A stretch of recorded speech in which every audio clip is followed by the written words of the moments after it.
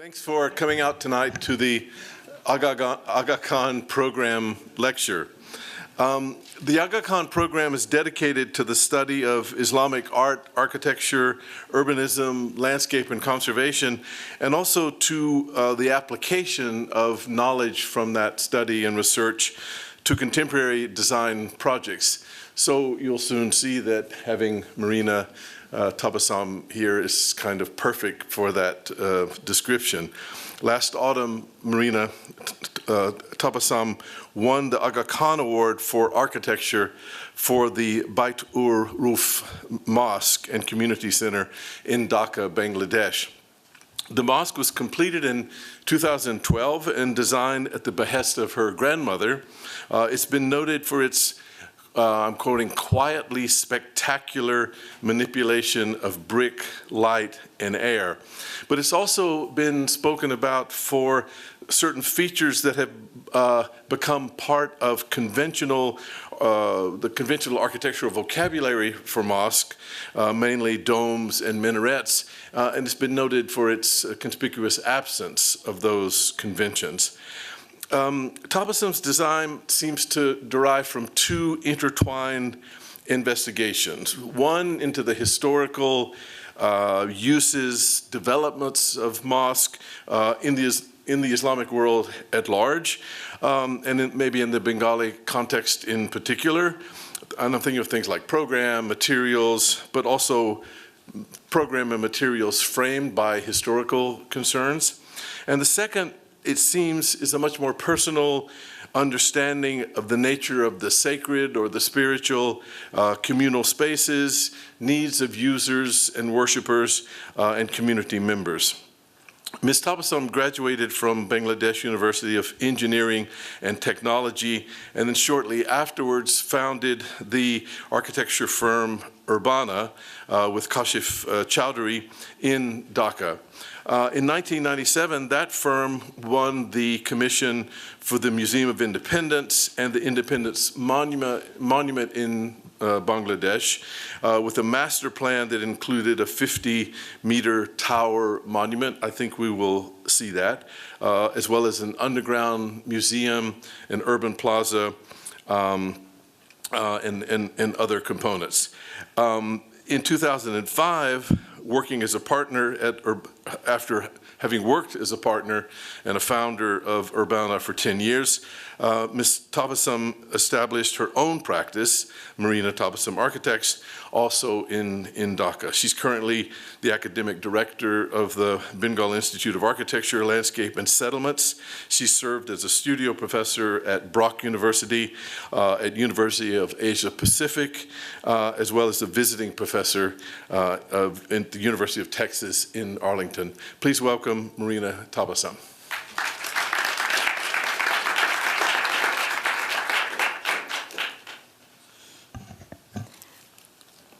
Thank you, Michael. Thank you all for being here, and thank you, Mohsen, for inviting me to share my work and my pursuit in architecture. Quite often when I do a talk, I'm asked where was I educated, and I quite proudly say that I'm entirely organic. I'm made in Bangladesh. But there is, I don't know how true that would be, because though I have never moved from my location to be educated elsewhere, but the school where I went, my formative years, were in an American missionary school, the Holy Cross. So I was exposed to multicultural, multi-religious atmosphere from a very early age. And then again, the school where I went for my architecture, Bangladesh University of Engineering and Technology, that was also set up by Texas A&M. So the curriculum which was followed was entirely American curriculum. So never been to America, but in many ways there is a certain kind of an interesting impression on me of that. So I graduated in the mid of 90s. With this entire scenario when I went into practice, and was looking for a language of architecture, what should it be? That would be my language. That's when I think a sort of a crisis hit me. What would be my language? What would be the language that I would like to pursue? And that's when actually I started looking into the land and the landscape, the history, and in many ways I think that shaped the way I think and I try to pursue my architecture. That's why I always like to start my presentation by giving a small introduction to where I come from. So that's Bangladesh. If you see here, that's the Himalaya range, and from Himalayan range are these two major rivers, the Brahmaputra and the Ganges. And these two rivers are coming down to the Bay of Bengal that eventually goes into the Indian Ocean. And as these two rivers have been flowing over centuries, they've accumulated silt, and that silt basically created the land, which is Bangladesh. 2/3 of Bangladesh is delta, the Ganges Delta, and it is the largest delta in the world.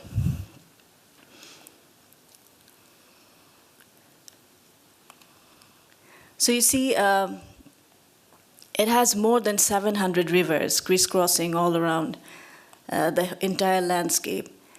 And what you see here, you see water and land is just an entirely, you cannot distinguish between water and land. What is land is water, and what is water is land. It's so soft and fragile. And as these mighty rivers change their courses, quite often they erode the banks. And again, in some places, it emerges as land.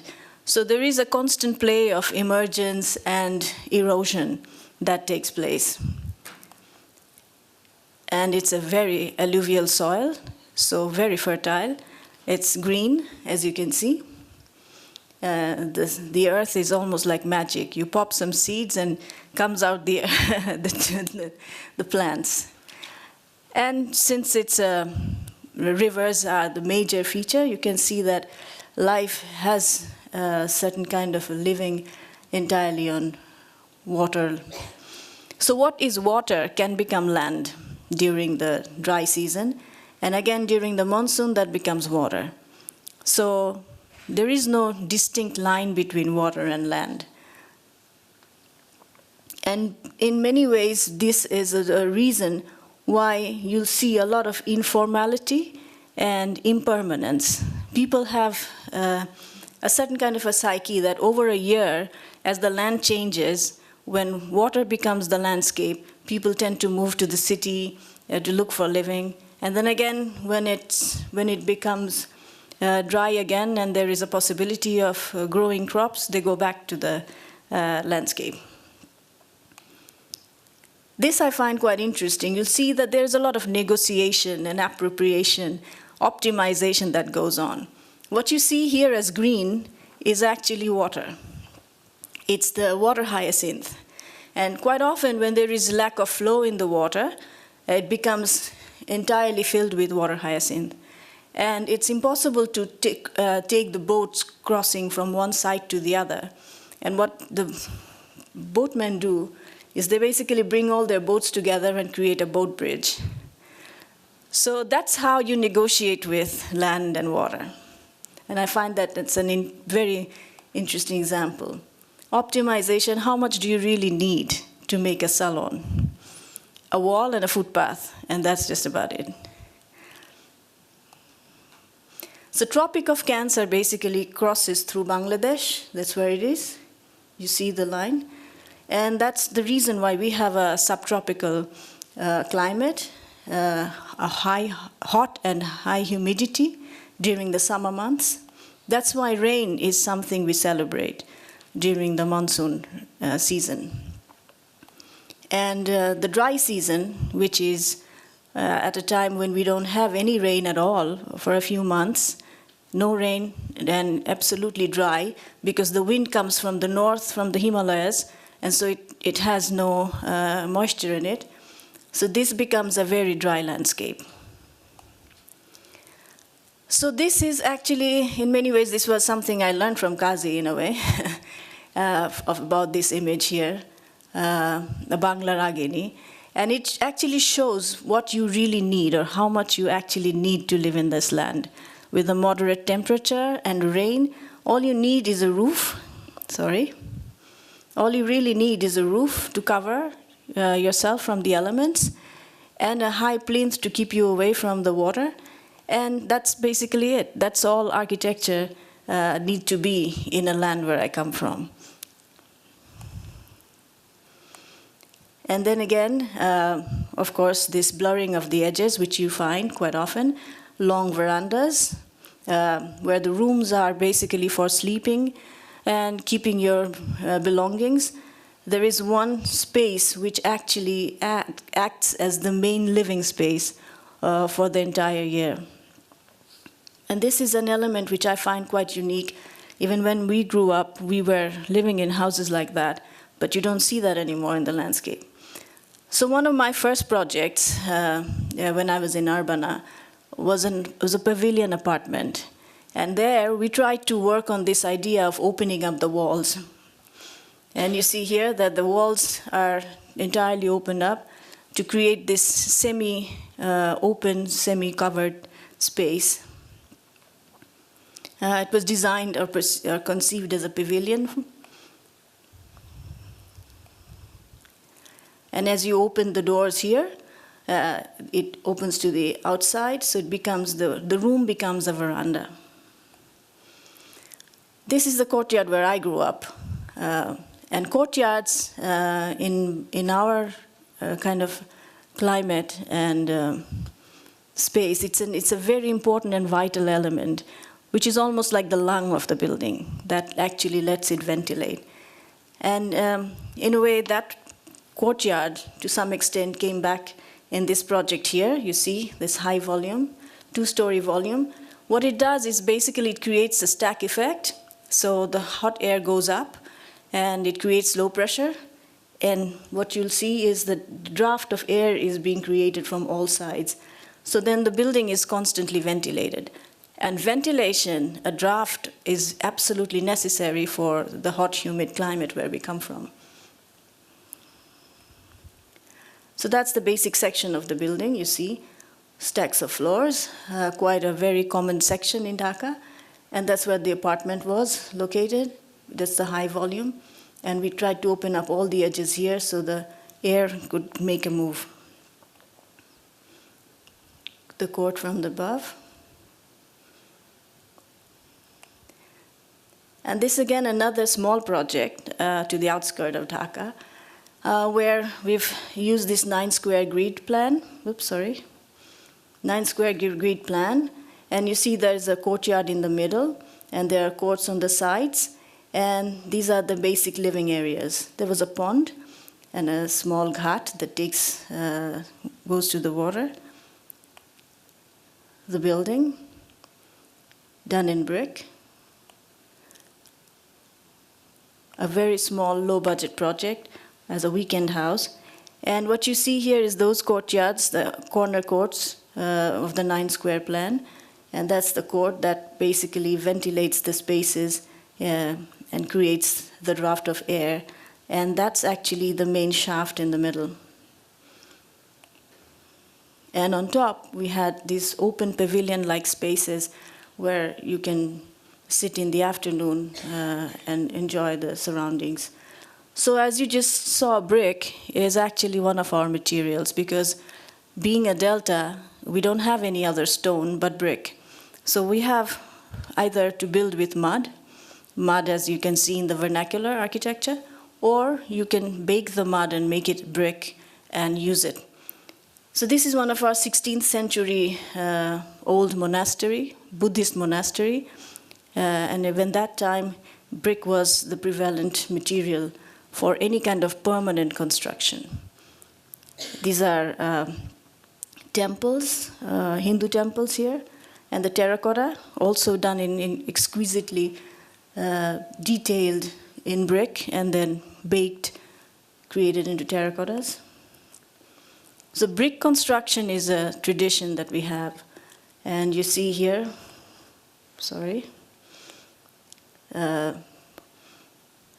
this is one of my projects also. And these are the brick masons or master craftsmen from the northern part of Bangladesh. they are the best brick masons that you can find. And this guy he's one of the Aga Khan Award winners. So you'll see a lot of brick kilns in our entire landscape, dotted with it. And because they have a high carbon emission, one of the projects from UNDP was to reduce this carbon emission and to create a new kind of hybrid Hoffman brick kiln, which would reduce the carbon emission into the atmosphere. So this is one of such kiln. And one of my projects was to design a small residential facility right next to the brick kiln to show that it does not really emit as much. And it really doesn't. You don't see any smoke coming out. They have reduced the smoke by adding coal into the brick. So that really works quite well. So I designed a small pavilion, which was designed with the same idea of a brick kiln construction. So what you see here is that capsule-like thing, which is entirely made from the construction technique, and a residential, some sitting area, a courtyard in the middle. This was what we had in mind. And this went into construction halfway through. It's still not complete yet, but hopefully we'll be able to finish it soon. So handcrafting is an important phenomenon, what you see, because every building that you see in Bangladesh are all handcrafted. There is rarely any machine being used. So as such, handcrafting and the imperfection that comes with it is a quality, is something that needs to be celebrated. And well, that's what you just saw. Basically, this is what it turned into. And these are one such kind of craftsmen who work with their hands, and our connection, especially we architects when we work, you just don't give a drawing and ask them to build it. It has to be a connection with them, almost like a family. So because you have to explain, you have to directly talk to them and then create something out of it. There he is on the site, and with his handcrafting, you see this is what he has created. No machines, nothing. Just pure basic handcrafting. And these are the kind of drawings we generally give. So you rarely see that there are proper AutoCAD drawings with dimensions, but at times you just have to go to the site, draw something, explain it to them, and that's how it gets built. So this is Dhaka. That land here, you see, that's Dhaka. It's on one side, on two sides there are low-lying water, and in the south we have a river, Buriganga, and on the north there is Turag. You see the parliament complex of Louis Khan is right there. That's our airport. And basically all the pink areas that you see are absolutely dotted with buildings. So it's a densely built city, a mega city that's growing constantly, a city of 16 million, and in 300 square meter of area. So you see that's the landscape of Dhaka city, the cityscape. So it's about 45,000 people per square kilometer. So that's the density of Dhaka city. And that's where I actually practice and do my projects quite often. Many of my projects are there. So that's quite a challenge, actually, when you work in a landscape like that. We don't have the luxury of building houses. We only build apartments so that there is enough people to rehabilitate. So what you see here is a basic section that you'll find anywhere. When you get a project anywhere in the Dhaka cityscape, these are the kind of sections. You'll have a basement to place your car, and then there will be a ground floor, and then all the floors are either apartments, commercial blocks, or anything that comes with it. One such project that I did was actually located right at this point here, which is right next to the major spine which goes north and south of the Dhaka city. This is one of the major spines, sorry. That's the major spine of Dhaka city right here. And you already see in the Google image that it's dotted with cars. And it quite often remains absolutely, completely blocked with cars and traffic. So that was the site right here. And it's an apartment building, which I knew that would never be used as an apartment building because though the land use plan tells us it has to be one, and that's how we designed it also. What we did was basically, that's the plan you see here. The core in the middle, you have the elevators and stairs, and these are the two apartments on two sides. What we did was we opened up the edges, as I mentioned about the pavilion apartment and the idea of breathability and how you need to breathe, make your space breathe. We tried to open the edges on the sides to let it have that airflow on the draft of air. And that's the building. You see the traffic jam is already there. And what we did is we created a facade which is more for the public. So it's a public facade which actually gives something back to the city and not entirely for the apartment. It's a developer-built project, a real estate development, so that's the kind of image we created, and that's the building. This is a competition which was for the Building Development Authority, which we designed. It was, again, in the city. You see the city around here. That was the site. And what was required, it's again another urban plot. That's the plot we had. And we were asked to design their office. As the city is moving towards north, it's growing. So they had their headquarters in the southern part and wanted to move to the north. So what we did, it was a competition where they wanted their offices and also to take up as much built-up area as are there to give them certain other different kind of use. So we suggested a business hotel because that was in that location they really needed something of that sort. So this, what you see here, is the plan. So we basically made 4 built forms. If I go to the next slide, you'll probably see better. So this is where you enter, and this. First, we created a podium. That's the parking and the underground, 3 basements. And the way we did the design was there were 4 blocks and a podium on the ground level. And then we cut the building in a way that it allows the air to flow in. And the depth of the building was such that you could have natural air and natural ventilation and light into that space. So there was this shaft that we had created. These are the shafts that takes up the air and at the same time allows light, natural light. And you can see the cores, and these are the offices. This would be the business hotel. That's the basic section. And that was the design we created, that the building was actually shaping in a certain way that it allows air to flow into that space.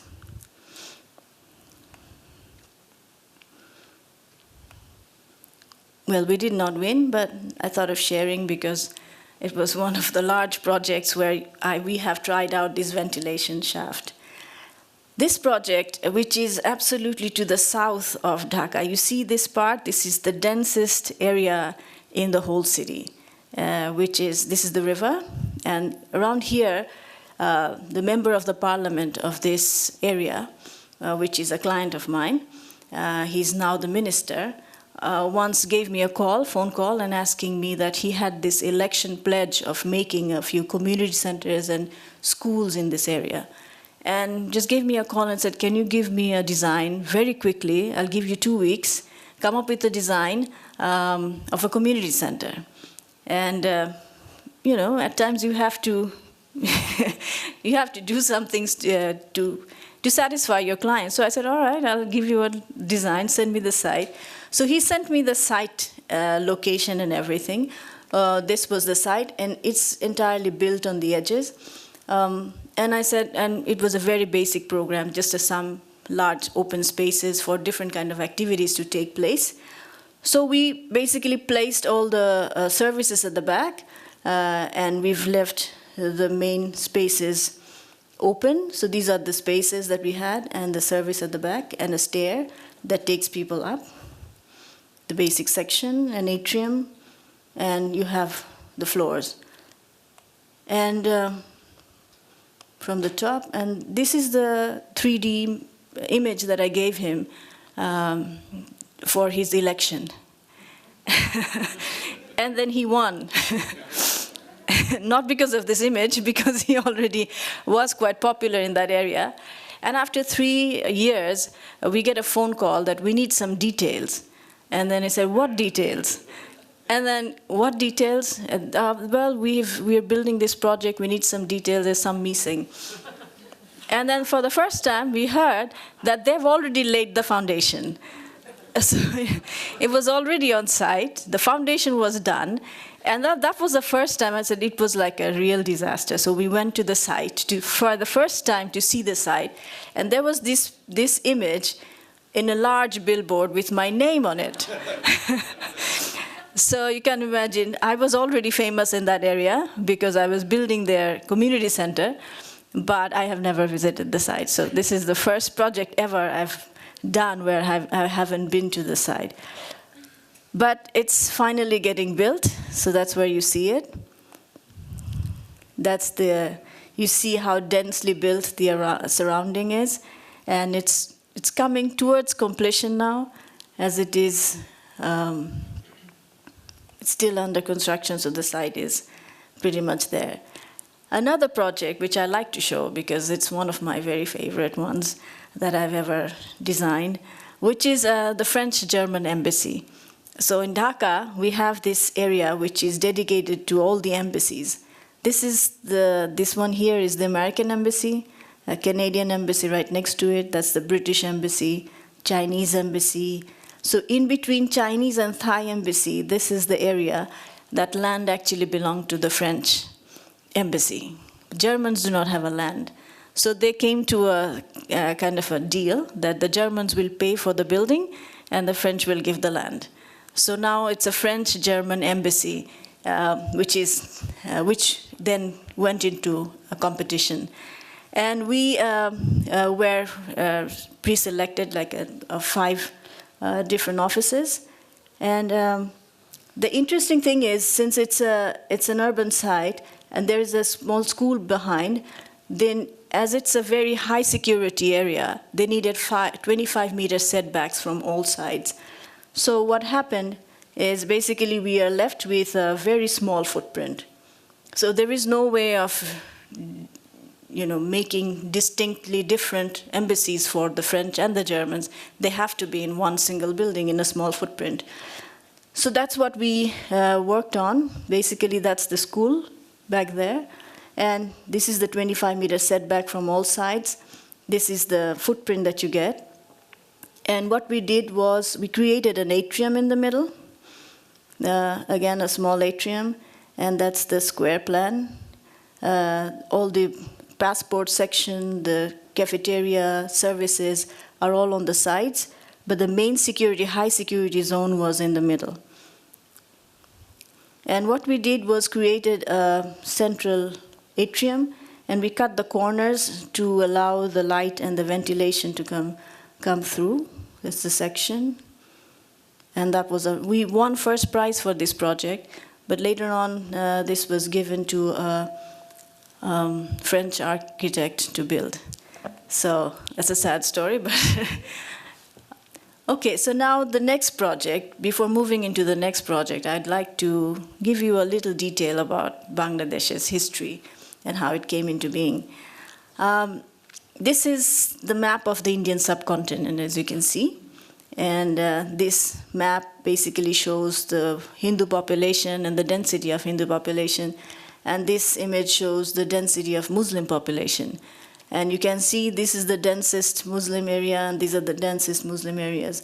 So based on this Hindu and Muslim density, to some extent, the whole subcontinent was divided into 3 parts. So one part, of course, we know, became India. This and this together became Pakistan in 1947. And as you know, in history, this is one of the largest forced mass migration that took place when India and Pakistan was divided. And Bengal was also divided. Now, my family actually comes from the other side, so we had to move entirely to Bangladesh because of our Muslim background. And from 1947 to 1971, it was a struggle because though we had our common religion, the rest of the things like our culture or the way our language, nothing really matched. So there was always a constant tension, and finally in 1971, Bangladesh, or the East Pakistan at that time, wanted to become a free nation. And that's when it turned into a revolution, in a way, a struggle, and that led to a war starting from March 25th to December 16th. And it was an intense war where an enormous amount of life was lost. And this very ground where this whole event started and ended to some extent is where my site is located for the project of the Museum of Independence and the Independence Monument. This image you see here, this is the ground where Sheikh Mujibur Rahman, our father of the nation, actually gave the first speech where he said that we want to be free and we want to be liberated. And in 16th of December, the Allied force, Indian and Pakistani forces, in the same very ground actually had this event of surrender of the Pakistan forces. This is also a place where we have this, it used to be a horse racing ground. So this was actually a public gathering area. And even all our Occupy movements or any kind of gathering that you see takes place right here. So you see the amount of people that is there. So this site, which is actually located here, is one of the rare green areas that is left in the city of Dhaka. As you see, that it's densely built all around. That's our parliament complex right there. And this is probably one of the last surviving green areas. So to build a museum and a monument in a park, an existing park, did not seem like a right thing to do. So that was one challenge that came with this project. The other thing is that it is actually a ground which is surrounded by all different kind of cultural spaces. Like we have our museum here, the National Museum, we have the public library, and all these other different functions are located. So surrounding this area would be a lot of public and cultural activities that takes place. So in that sense, it made sense to create something in that space. So what we did actually was we took the smallest footprint that is necessary for that whole event to take place. That's the design we did. We had a water body, which is a reflecting pool, and a plaza, and a elliptical walkway to go around to have a view of that image. So that's our master plan. So this was an existing park that was there. We created a connection between this side and that side, and a journey. You come here, then that's the plaza, and basically, so this is the plan, actually, what you see. The way we thought about this design was that we wanted to keep the horizontality of the park, so you don't, it does not visually becomes a building, but it turns into a non-building approach. And we thought of this whole design as a journey, that you start your journey from here, you walk up, there is a small monument to the 7th March And then there is this water, a circular water body that is actually commemorating this 9-month-long struggle and war. And at the end is the tower. And there's a wall that guides you or takes you down into the museum. The reason for doing this is that the plaza would be for celebration, that any kind of celebratory activities would be on the plaza. Because as we thought of that the freedom, dream, aspiration has a preferred direction which is upwards. Anything that relates to infinite generally takes an upward leap. And then again, memory or sadness always urges the subterranean. So we took the whole entire idea of the museum or the sadness or the history, which we tried to embed into the ground. So these are the different elements, as you see here. That's the museum. So what happens is we take the ramp down. First is an audiovisual room. You come down, and then these are the different museum spaces. That's the central water that you see on top, becomes a central chamber down here in the museum below, and it draws in a certain water. The water actually comes into this space and becomes a column, a water column. And then you go up, taking these ramps. So this project, which was commissioned to us in 1998, quite right after our graduation from school, took us 16 years to complete. So it was, and finally with the tower, it was finished in 1993. And since the build project was stalled over the period of time because of the government interest in the project or not, it has those signs. As you can see, it bears the signs of this long struggle of its own building process. And one other thing, that the government never made an initiative of collecting all the documents of the war. So what we had is just images. So we imprinted the images on the glass and created this whole space entirely made out of images of the whole event of war. And that's the central chamber, where we don't have any exhibit, but just a water column. One should just stand there and remember the people who were lost in the war. And then you come out, and basically with the ramp, you go out into the plaza. I have this small video I'd like to.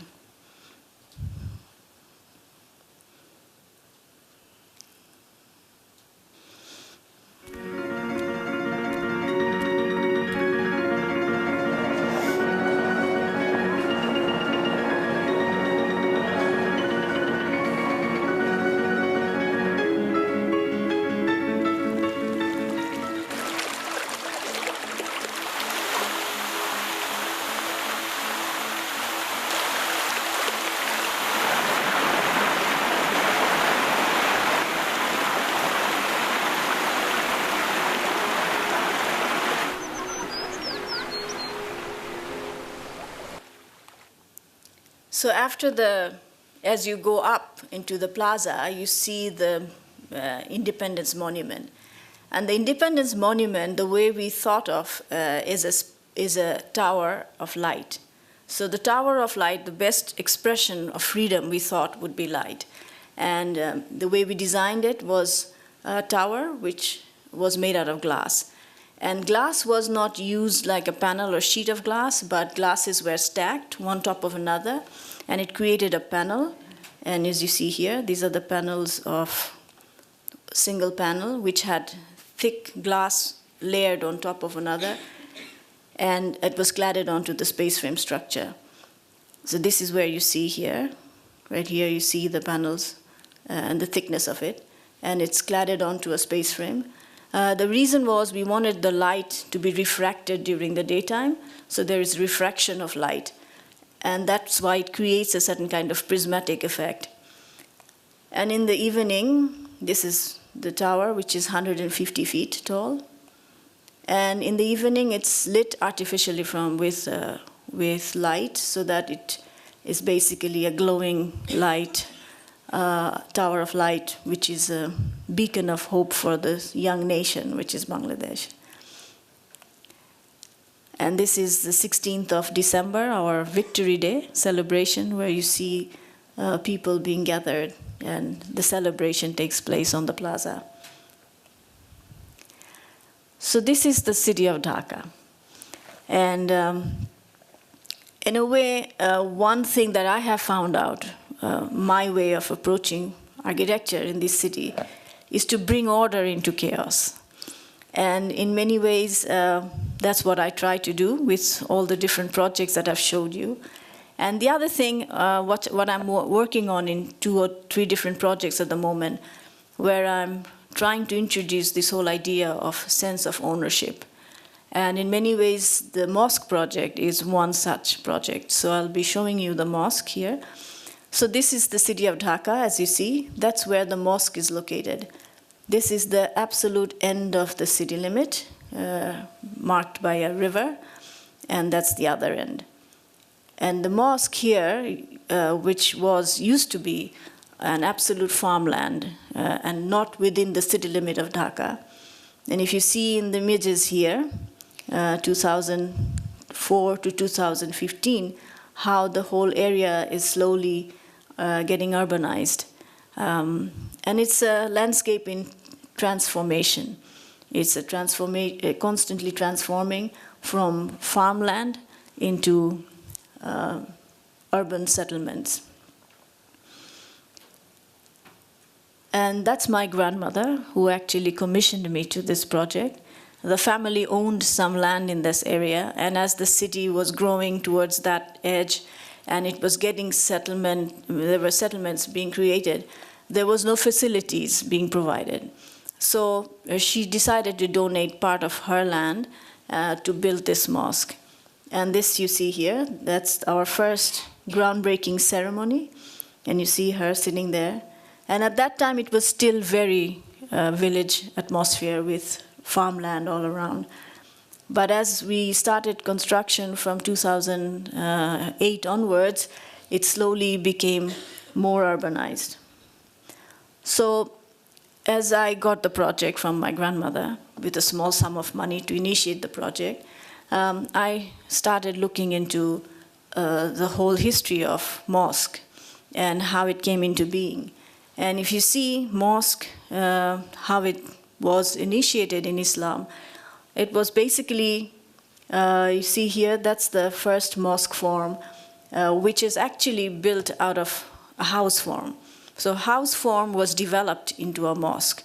So it was never, initially, it had never any kind of symbolic elements that we generally identify ourselves with mosque.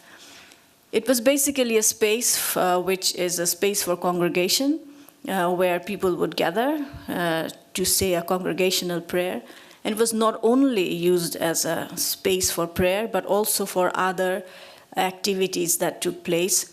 It was a space for administrative activities, it was judiciary, it was communal, social, so all kind of activities used to take place in the mosque. And slowly over history, these activities have been separated or taken out, and slowly it just turned into a place where people worship. So in a way, I thought in a place like Bangladesh, where you do not get facilities, and you are just getting a space, to only use that for prayer would not be the right thing to do. So I decided in a way that this space should be not only used as a prayer space, but also would encourage other form of activities in that location.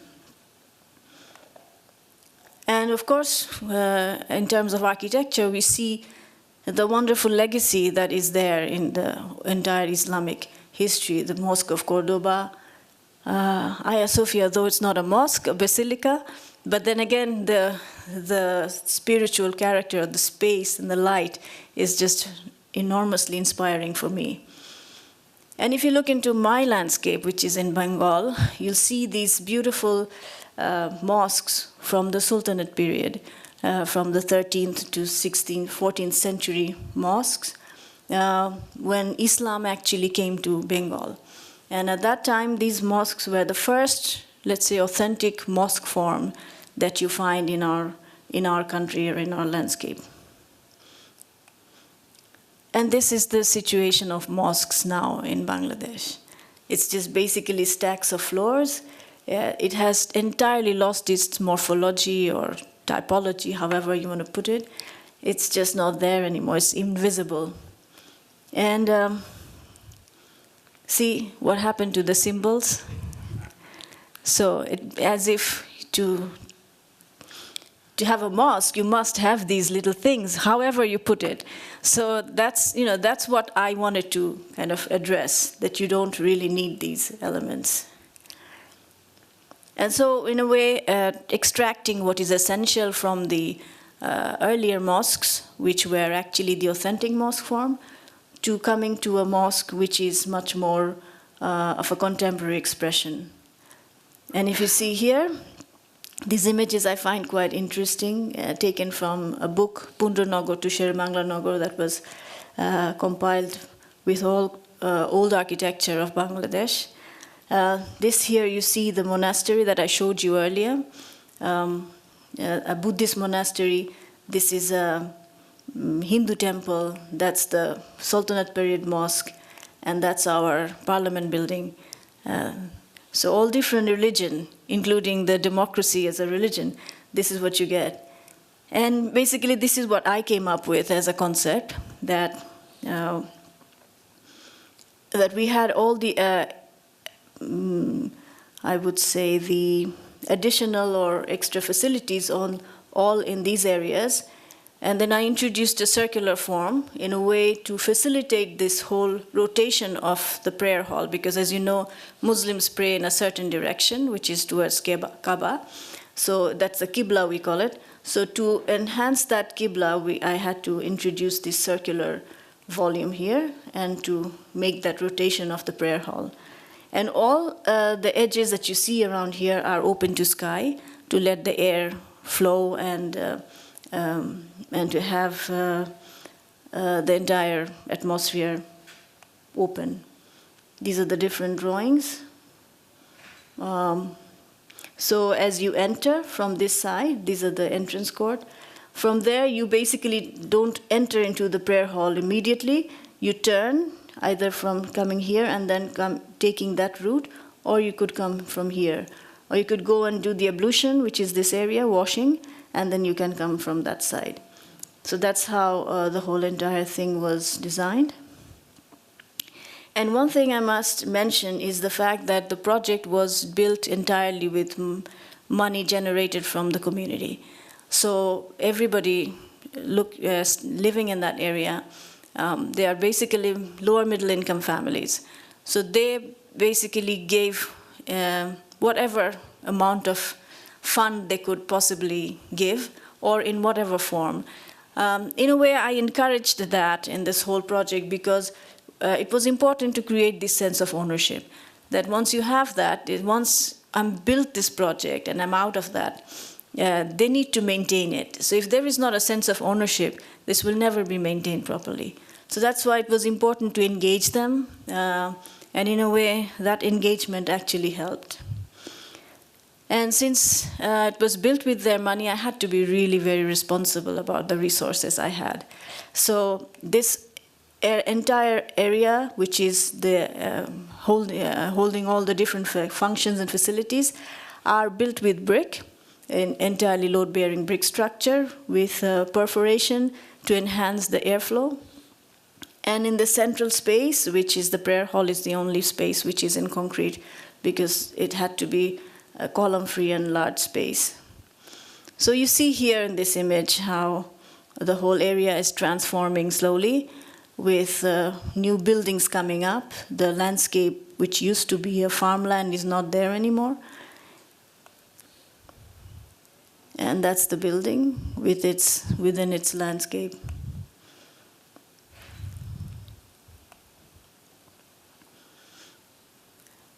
So you don't see any symbolic elements in this building. We don't you don't see the dome or the minaret, as I wanted to create that connection of this, reviving this whole notion of the mosque to be used as all other different kind of activities.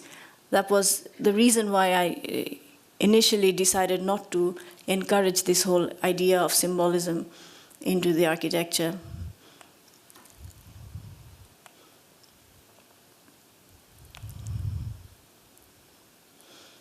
That's the entrance. That's one side. And these are the children who actually learns to read Quran, also in that same space.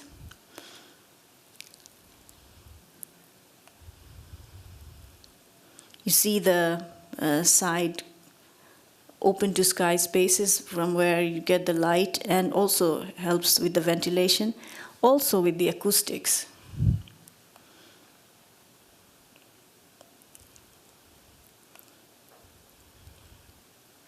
And during the day, this is how the light basically comes through. I mean, since we did not have any budget to have it ornate, we thought of using light to ornate the building. Light is for free, and it did not cost us anything.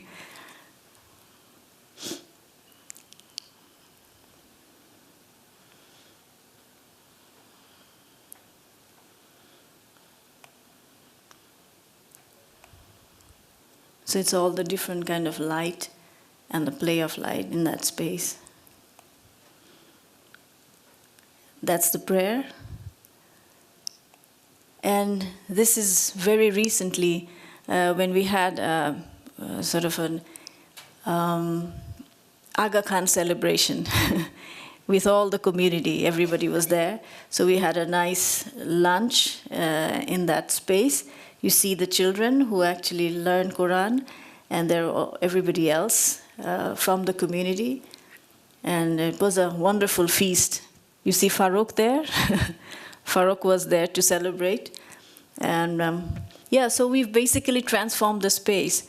And then this idea all of a sudden came up, why don't we use it for weddings? You know, there's not enough space in that location to have wedding facilities, so why not a wedding? So yeah, so that's how we'll slowly start using that space more than just for prayer and for other things too.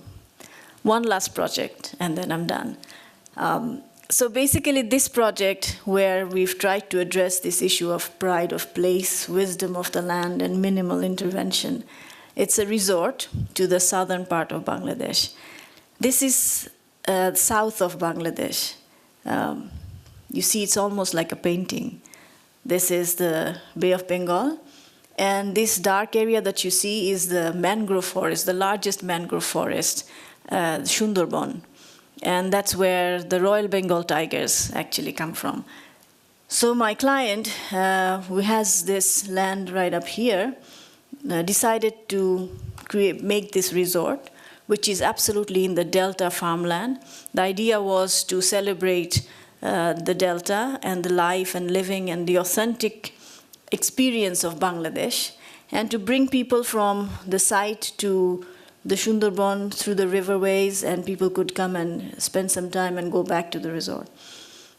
So that's the site right here. You see how beautifully green and all entirely farmland. And that's the river, which is Kopozakko, and then there's another river which is very narrow, goes through here, and that's the site we were to work on. And from the side, this is the view you get. It's absolute farmland, and there's a bridge right across, right here. And surrounding the site are all these fields of paddy. And this is our winter, where you see the mustard seeds becomes absolutely yellow. And this is a very, very fertile area from where all kinds of vegetables goes everywhere around Bangladesh. So Bangladesh basically fed from this land. So in that sense, it's an important and unique landscape. And once you get out of Dhaka, it's really a very different landscape. Life is slow pace, and everything is so much more natural and so different that, I at times feel like a foreigner when I go to the villages myself. So, in a landscape like this, how do you build with the kind of architecture education that I was educated with? Does it really give me that kind of a knowledge to go and build something there? That's where my dilemma was with this project. And that's why it was very difficult for me to even draw a line that how do I address this? What do you do? Because the moment you build something, you immediately disrupt the whole dynamics of that place. So that became a kind of a challenge in this project. So this is what I wrote to my client. Rural Bangladesh is uniquely beautiful, the soul of the Delta land. It feels like a crime to invade this silence with the roaring noise of architecture. This project gives an opportunity to bring back the lost pride and belief in the wisdom of the land, crafted over hundreds of years of dwelling in the Delta. And so what we did was we started a research, and we had some wonderful interns from the Cornell University who went and stayed there whole summer and helped us with this whole process of research. What you see is what's interesting in building in the Delta is that the first construction is to dig a pond. So you dig a pond, you take the earth out, you create a mound. And on the mound, basically, you place your buildings. What you see here, you dig a pond, the earth goes up here, it creates a mound, so that when it rains, the water goes into the pond again. And on that, you place your small huts. And that's absolutely ingenious. That's all you need, basically, to build there. This is one of the villages which was right across our site. And this is the village that they actually made an extensive study on. What you see here are the huts. These are the huts, small huts. And these huts are actually enclosing a courtyard. It's not a distinctly demarcated courtyard, but there's a notion of a space. And the space basically flows from one to the other. And that's how it's created all over. That's the construction. You see thatch roof and mud buildings. And this is how it's built entirely in that landscape. So mud architecture with mud walls, and either tiled roofs or thatch roof. And if you look into the architecture, this is one thing I tried to also dig again into the history, to look into what we had in the vernacular. Basically, this is a roof form, which is known as the Bangla roof. And from Bangla comes the word bungalow. And that's something the British brought out of that location. So this Bangla roof is a very unique roof form from our delta. And this form was also taken by Akbar in the Mughal architecture. And you see that also in our temples, which were recreated. But this is something which is now lost. You don't see that anymore. So I thought of this could be a thing of revival in a contemporary manner. And this is the idyllic image of a village home in every child's mind in Bangladesh. So that is something which I found quite unique as well, to work with that. These are the palette of things that we found in the landscape, the colors, the textures. So that's how it all began. So that's our site. We had a roadway that would bring our goods to the back of house facility, which we decided to place here. And people would come from down here. This is where the car will stop. And they will take a boat ride and come to the site, enjoying this whole water scenario. And the resort itself is called Panigram. Pani means water, gram means village. So it's a water village kind of a idea. So this was my initial plan before I started with the site. I had to show something to the client, so this is what I did. And after we've done the study, this is what it sort of turned into.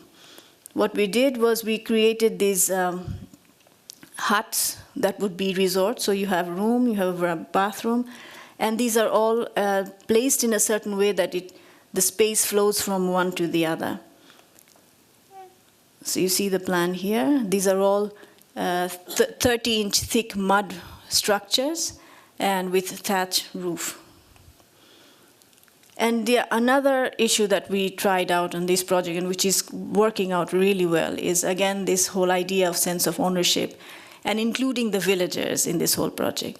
So this is this boy who is from this village, a potter's son, and generally a boy of his age has always the dream of going to the city and starting a job, taking some kind of a job, and then just in a way getting lost out of this whole landscape. So what we tried to do is engage them in in this project in different capacity. So this is his household, and that's the pottery village. So you see that's what his family does, and that's the village that he's from. That's his grandfather making pottery. So that's the boy. We basically tried to engage him, and we started giving him the job of whatever we needed, and he has no knowledge of making pottery. So he went back to his grandfather, and there was a connection again created that actually got lost because of the fact that he was not interested in this skill anymore.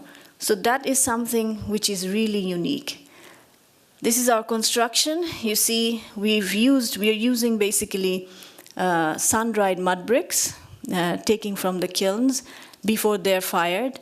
So these bricks are brought in. That's our plaster, mud plaster, and that's how its construction is getting done. The roof. And the whole project is entirely being built by the villagers. So all the villagers are there, and they are building the whole thing.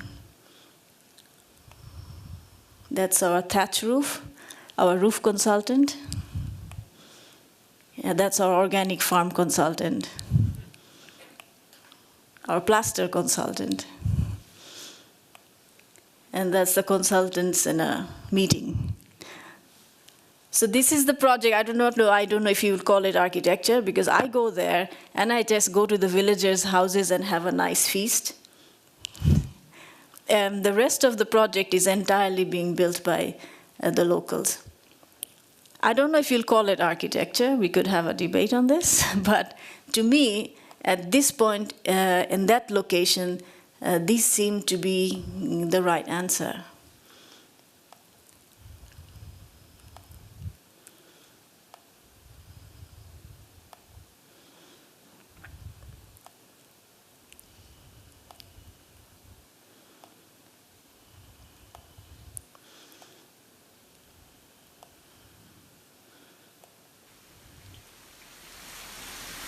So that's the monsoon, and I'll end it here with this monsoon rain.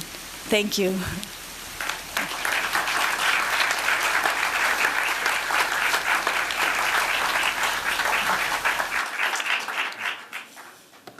you mind taking some questions? No, not at all. So Marina has agreed to take some questions or comments. Maybe I could just start with Absolutely. maybe, could I get a mic? So this last point about the respect for indigenous building techniques, I mean, you started with the respect for brick. And for a lot of the early projects, I was just comfortable in the idea that the brick techniques, from making the brick to laying the brick, and even the forms, were hundreds of years, centuries old. But then when you got to the monument in glass, in a way the tower was not high tech, but it was certainly, it seems to me, pushing beyond what any craftsperson would do. And then I became more attentive, and by the time you're at the mosque, which is again brick, and in some photographs looks completely blended in with the village, in others there seem to me to be details and bricklaying techniques that are not traditional at all. And so, and then we come to that last project. And so I'm trying to understand, when do you push the tradition? When do you try to innovate, make, as it were, the bricklayers innovate? When do you pull back? Do they go with you in the innovation, or do they resist? Could you talk a little bit about how those kinds of decisions are made? Well, basically, every project is different, right? So every project comes with a very different challenge, with the site, the location, the program. So every project is a different research into the different morphology, typology, however you call it. And so based on that research, like in the mosque, of course, we had this whole idea of taking the essence from the past, sort of extracting what is essential of a mosque, and to take that and give it a contemporary, much more contemporary expression. Contemporary meaning contemporary in Bangladeshi landscape, not in a world scene. Contemporary, which is possible with the craftsmanship of the hand that is being produced in that location. So that's how I try to work. And well, definitely, as you've seen in the mosque project, we've tried to create this perforation, and it had to be a load-bearing structure, which is about 25 feet high. This whole brickwork, we tried out a few different options.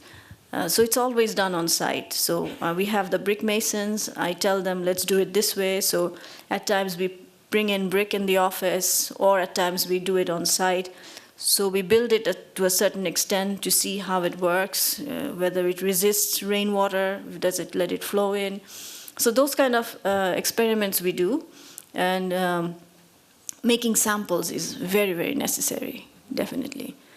And with the mud architecture, the mud one was the most difficult for us, because mud, we did not use the local technique of mud construction, because if you go with that, and with such a big project, it would not be feasible. Then it would take like 10, 15 years to build it, because it goes very slow. And we had to employ someone who can build it fast, who has the knowledge of brick construction. So in a way, it's mud brick construction. So it's again that brick construction, but done in a very different way. So that also needed a lot of experimentation. So how much you can build with mud brick, and whether it breaks or not, when to plaster it, how much moisture should retain in the brick so that when you plaster it does not crack.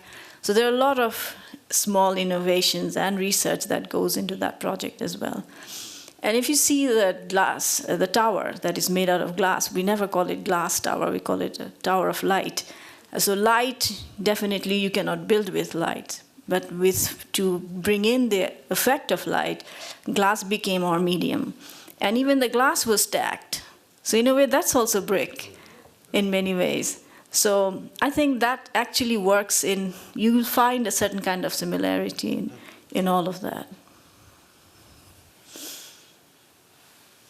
So, questions, comments?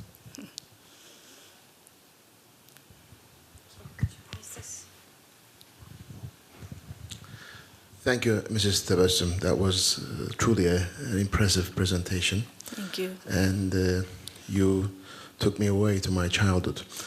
I'm originally from the land of Rumi, from Konya, the city of Konya in Turkey. And I went back to those brick kilns, how people actually put that into form, how they were baked, and how they were taken out. That was beautiful, thank you. And never been to Bangladesh, but I was impressed with the environment, with the nature there. But I have one technical question and one maybe a sort of philosophical question maybe. The technical question is that those wide spans, whether you don't use the columns in the mosque, do you use post-tensioning techniques there? No, it's basically beam and column structure. Beam and columns, okay. Yeah. The architecture and the symbolic parts of a mosque, the minarets, Well, I think they're important because I see the minarets as the lighthouses. Lighthouses, you know, you see, they guide you. And whenever I go around, if it's time for prayer, I look for a minaret because they're higher up, okay? And spiritually, they also guide you. So was there any I'm not reacting, I respect your design and everything. There was a great multi-purpose mosque there. But was there any reaction having your mosque without a minaret there? Well, I think in Ottoman mosques, you always had this idea of minarets, like from the Ottoman times, right? These Yes. mosques that we've seen, beautiful mosques that you have in Turkey. I love the mosques. I've been many of those. And I think that's a very unique feature. But when I see Ottoman mosques being replicated, let's say in Dubai or in Abu Dhabi or even in Dhaka or Bangladesh, just doesn't seem like a right thing to do. If you see in our old mosques in the Sultanate period, there were no minarets. It was just a regular mosque. Okay. We never had minarets. And if you look into even in the Arabian Peninsula, all the mosques that you see, starting from Saudi Arabia to all the early mosques, because I did a study on the mosques of Arabian Peninsula, the early mosques, which actually became a document for the Abu Dhabi Mosque Development Regulation Guideline. And at that time also it really helped me to see the entire early mosque scenario in that area. And you'll see rarely you find minarets. Domes there were none, except for one small mosque which was made out of mud, but it was built with the Turkish came and built it, so they had these small domes. Otherwise, it were all flat mosques, so there was no dome. But there was, at times, you'll find minarets, which are stout and very tiny, small minarets. In Bangladesh, we never had that. But later on, as it was a demand, and to identify, as I mentioned, with this whole notion of these forms that it came in. There were from the community they wanted to have a minaret, but then we went into the debate of why would we need a minaret, except for the fact that, as you mentioned, that it acts to identify that there's a mosque. In a way, in Dhaka, you don't need that because people generally know where their mosques are because they're going there almost regularly, on a regular basis. So, and if not, then you always find a mosque somewhere. It's a city of mosques. There are numerous mosques there. And one thing is, as I mentioned, that we did not, of course, have the fund to build a beautiful minaret, even if we wanted to. But the idea was that when you call for prayer, there is the sound. So the sound goes everywhere.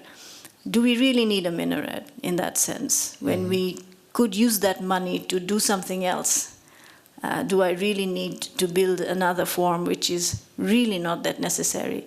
Because minarets were for the whole idea of the sound of the call for prayer to go around. That was the original idea why it came into being. But now with the kind of sound systems we have, you don't really need that. So that was the dilemma where we decided that we don't need it. Okay, thank you very much. In fact, I agree with you 100%.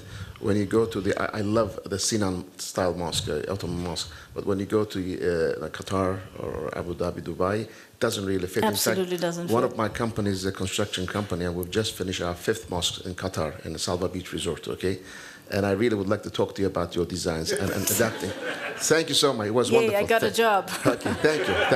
Thank you very much. So, another comment or question?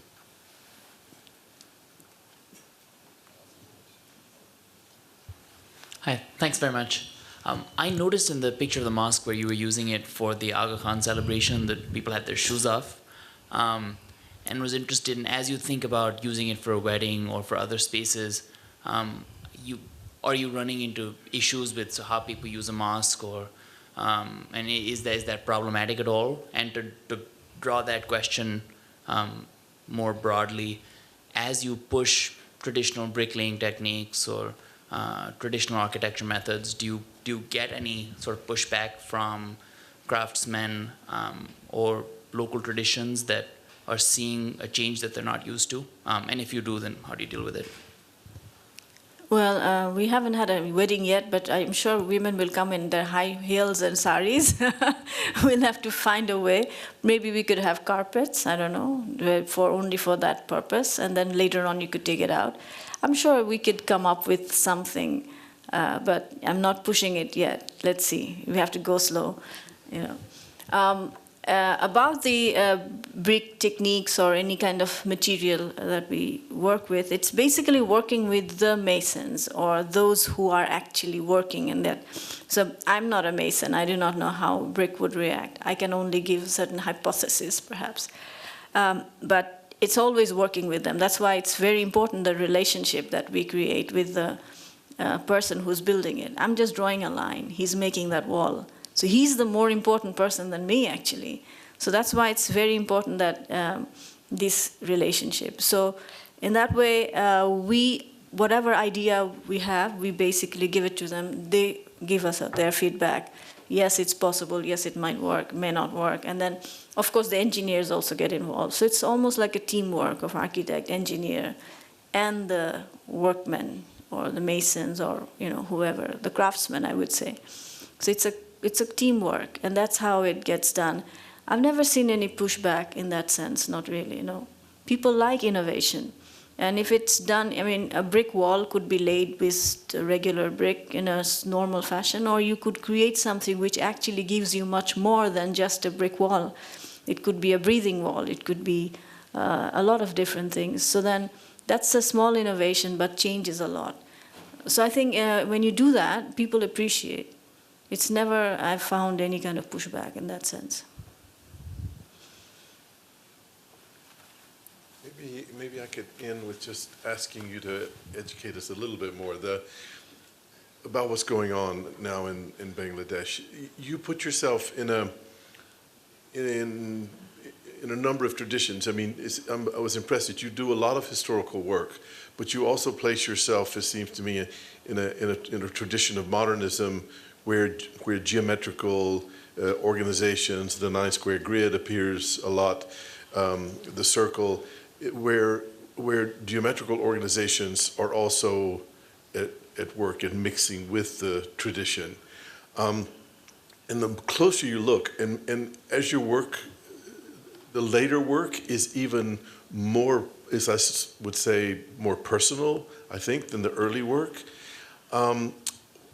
Is this part of a general trend of a new generation of architects in Bangladesh? Is your work, are there other people doing such work, or how, are there different trends emerging? Just in general, how a younger generation is practicing now in Bangladesh? I can talk about those who are contemporary to me. There are quite a few architects who are working. I mean, you know that we have a tradition, our architecture, modernist architectural thing was established by Mazhar al-Islam in the 1950s. And in a way, to some extent, I would say that we are basically following that same legacy in many ways. After Mazhar al-Islam, there was, Qazi, Saif. With Mazhar al-Islam, they formed this group called Chetana. And from Chetana, they made a number of really unique, beautiful publications. And in a way, that is also another generation who has immense respect, or showed respect for the local architecture, much more rooted there. And I think our generation is, to some extent, from that time, it's much more in a contemporary way, coming out with another kind of architectural language. But I think there is a certain kind of continuity, if you see. And it's not only me, of course. We have quite a few architects who are doing tremendously, really good work. And as you mentioned earlier, that we have this Bengal Institute, which we formed very recently. And through this, we are trying to engage young architects, which I think is very necessary now in Bangladesh, that we engage these young minds with different kind of multidisciplinary architectural ideas, and to engage them not only in buildings, but also to develop the whole environment. So that's also something we are working on. So there are a lot of young architects, especially awards like the Aga Khan Award actually helps not for me, but for the younger generation in many ways. It's a very encouraging thing. Yeah, thanks. Female architects or female professionals in the architecture society? Well, we have about 2,000 architects who are registered as architects. And among them, I would say at least 40% are female. So we have a huge female architecture professionals. But in practice, you don't see many of them coming. Like me, let's say, the number wouldn't be too many who is running an office on their own. So that is something lacking, but I think that's something we need to work on. Because if you go into the schools of architecture these days, you'll see 50% are women, 50% are male. In fact, at times male is less and more female. So it's turning into a female's profession slowly, especially in Bangladesh case. So I think it's important that we kind of try to engage them more into the practice rather than just working in offices. That's very important. Otherwise, at one point, we'll end up with no practitioners anymore. That would be really something, yeah. Maybe we can convince Marina that this won't be her last time and she can come as a role model for future practitioners. So warmly ask her to return and thank her. Thank you. Thank you so much.